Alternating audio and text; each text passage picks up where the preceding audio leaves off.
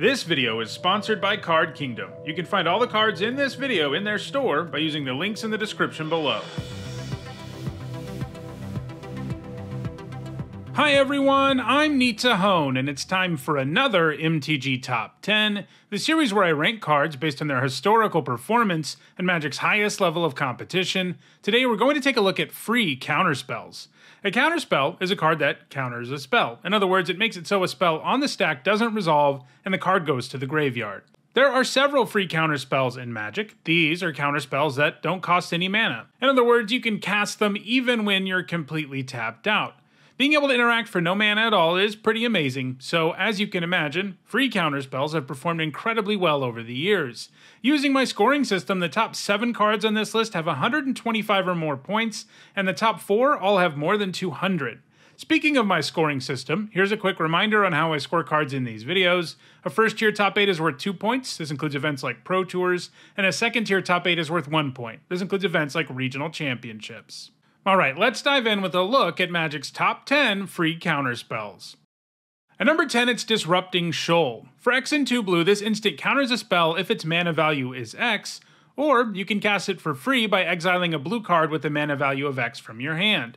Obviously, this means the Shoal is very specific about what you have to exile to counter a spell, and that's limited it somewhat over the years, especially compared to its more impressive free counterspell brethren that we'll see on this list. But still, it's pretty hard for a counterspell with the potential to be cast for free not to be worth playing in some formats, even when it's this narrow. In addition to seeing a bit of play in Standard, it's been played intermittently in both Modern and Legacy.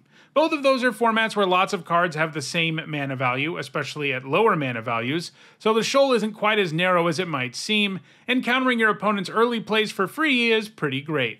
As is protecting your own combo from interaction, even if you're tapped out. If we ever see another free counterspell, it's likely Disrupting Shoal will lose its spot on this list. At number 9, it's Foil. This can counter a spell for 2 generic and 2 blue, or you can discard an island and another card from your hand to cast it for free. 3 for 1ing yourself is a pretty hefty cost, even if you don't have to spend mana, but it is a free hard counter, and casting it for 4 mana later in the game isn't a complete disaster.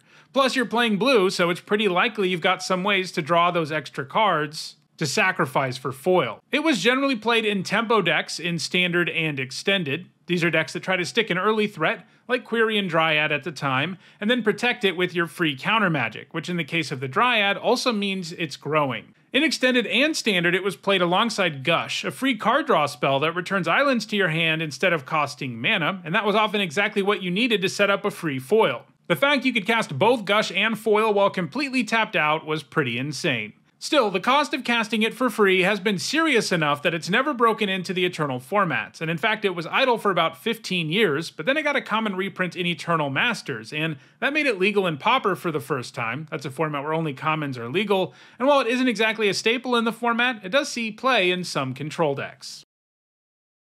At number 8, it's Thwart. Like Foil, this can counter a spell for 2 generic and 2 blue, but if you want to cast Thwart for free, you have to return 3 islands to your hand. That can be a pretty huge tempo hit, of course, but it also works pretty well alongside Foil, allowing you to potentially cast both free counterspells in a single turn. Also, let's keep in mind, both of these cards are from the same block, and there's another free counterspell from the block further up on the list. It's pretty crazy that they thought it would be a good idea to jam 3 free counterspells into a single block. Anyway, unlike the free counterspells we've seen so far, Thwart does need stuff on the board to be free. But the flip side is that even if your hand's empty, you can cast this one for free, provided you have 3 islands in play. Thwart was played in control decks in Standard, and it was an especially important card in prison decks in Extended, which often used Static Orb. It both gave you a free way to counter the few cards your opponent might be able to cast once the orb is in play, while also helping you get untapped lands in play. It's been idle since 2003 though, and thanks to its legality in Pauper, Foil is very likely to pass Thwart in the future.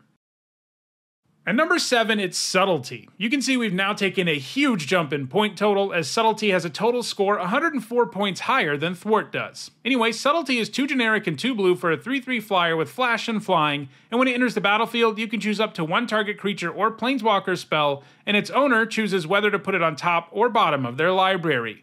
While not technically a counterspell, I decided this effect was close enough to be included here.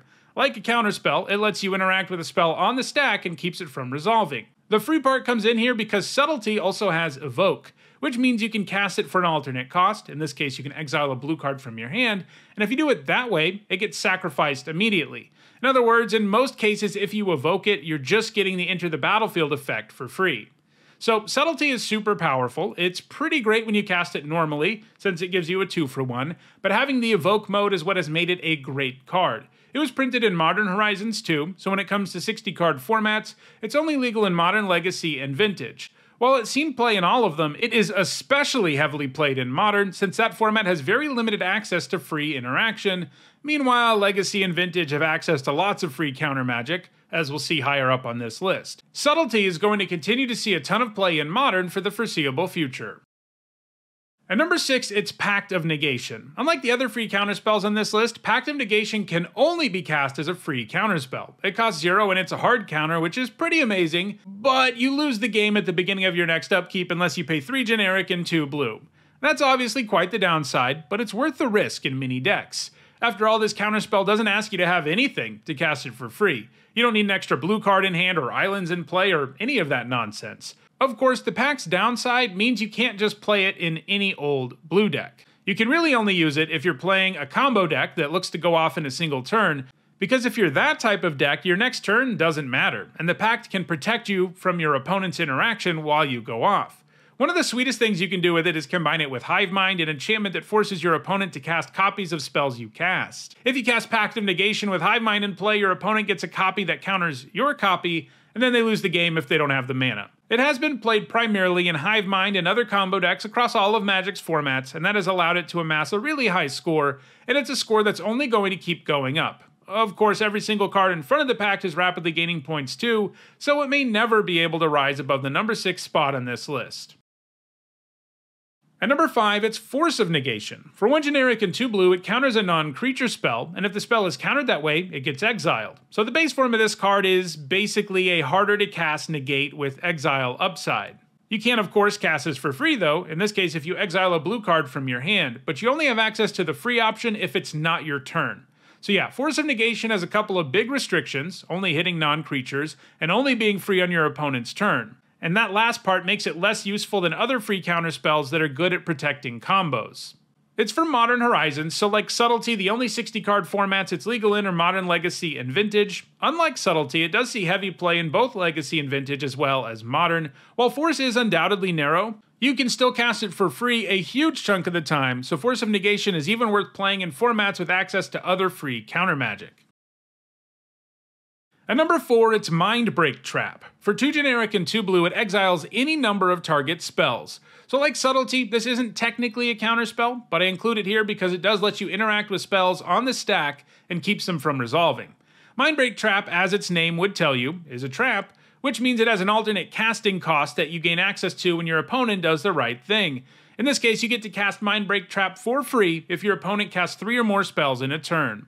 While the trap is great anytime there's a bunch of spells on the stack, it's an especially effective way to hate on one of the game's most busted mechanics, Storm. It's very difficult to keep a Storm player from going off, that's why it's such a dominant deck in the Eternal formats. But Mindbreak Trap can actually do it for you, even when you're tapped out. Sure, it takes your opponent casting 3 spells in a turn, but if your opponent is trying to kill you with Tendrils of Agony, well, they're going to have to cast a ton of spells. Because of how Storm works, simply countering the card your opponent casts doesn't stop those Storm copies from also getting placed on the stack, but Mindbreak Trap does, because it just exiles any and all spells that are on the stack. Obviously, this is devastating for a Storm player, who will have a hard time winning if Mindbreak Trap breaks up their combo. As a result, the trap sees lots of play in Magic's most powerful formats, Legacy and Vintage, where Storm is at its strongest. Part of what makes it so appealing is that you don't even have to be a blue deck to make use of it, since in the right matchup you'll always cast it for free. This makes it one of the most heavily played sideboard cards in both formats, and it's going to keep racking up points in both Legacy and Vintage. At number 3, it's Daze, the third and final free counterspell from Mask's block. For 1 generic and a blue, this counters a spell unless its controller pays 1 generic mana. Alternatively, you can return an island to your hand to cast it for free. Obviously, 4 spike for twice the mana isn't ideal, and unlike the other counters on this list, this one lets your opponent potentially pay mana to get out of it, but because it's free and can go after any type of spell, it's not that hard to find a spot to cast it when your opponent doesn't have the mana they need. It was a very important card in Block Standard and Extended, and it's been a staple in Legacy for more than 2 decades. It's going to keep gaining points, and it does have some chance to pass the card in front of it, especially because that card is banned in so many formats, and that card is Mental Misstep. This counterspell costs 1 blue Phyrexian mana, which means you can either pay a single blue mana or 2 life to cast it.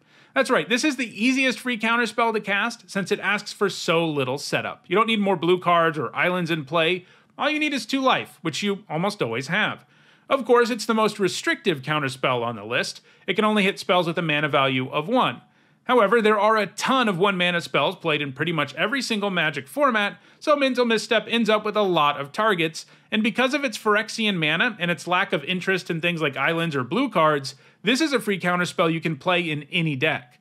What's worse is, Mental Misstep can counter Mental Misstep, and when it's been legal, almost every deck in a format packs 4 of them, with minigames determined by the player who manages to win the battle of Mental Missteps on turn 1. For that reason, Mental Misstep is banned in Modern and Legacy and restricted in Vintage, and in the past, it also got the axe in Extended. This seemingly narrow counterspell tends to make formats pretty miserable.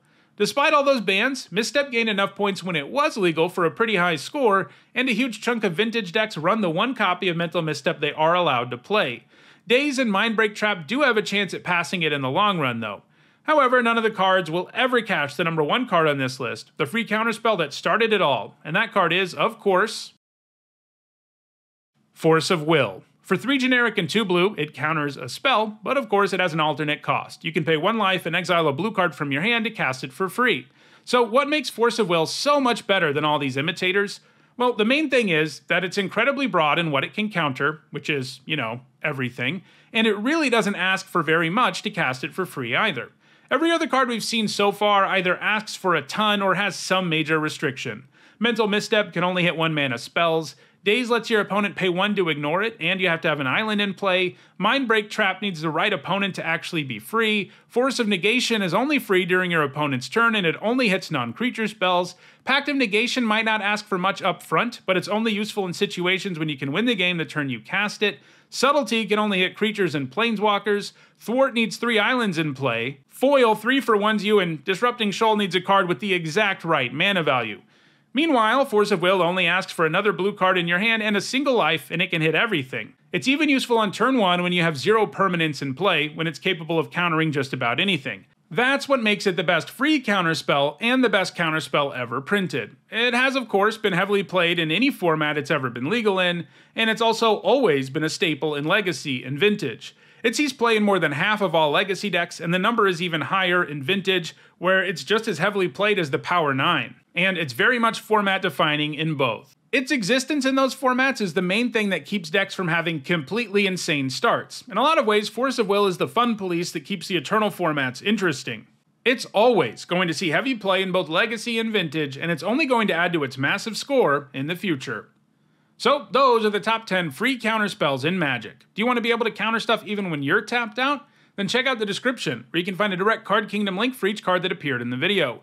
If you enjoyed this video, please like it and share it so that others can enjoy it too. If you want to make sure you stay aware of future videos, don't forget to subscribe. And if you want to catch up on the more than 700 other MTG Top 10s that are already out there, you should see a playlist on your screen shortly. Thanks for watching.